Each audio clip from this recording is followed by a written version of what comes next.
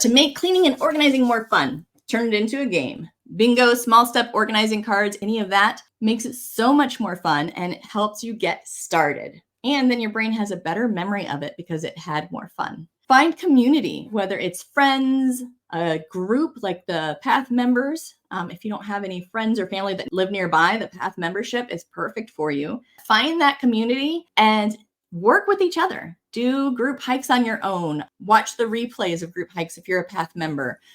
Mirroring, just being in the same room, even if it's virtually, even if it's on just speakerphone.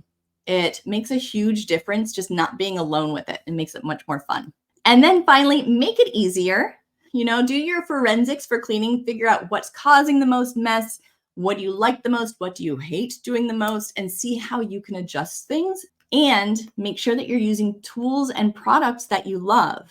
Because if you have products that feel like a game, like the grabber, right? It feels like a kid's toy almost, but it's extremely useful to have around, then that can be fun. If you have products that just feel nice to use, right? The really softness of the Mighty Cleaner microfiber towels. And overall, remember, it is okay if you do not spend your whole day cleaning perfectly. Every time you take a tiny step or wipe one counter down, it is a step forward. So whatever you do, celebrate it.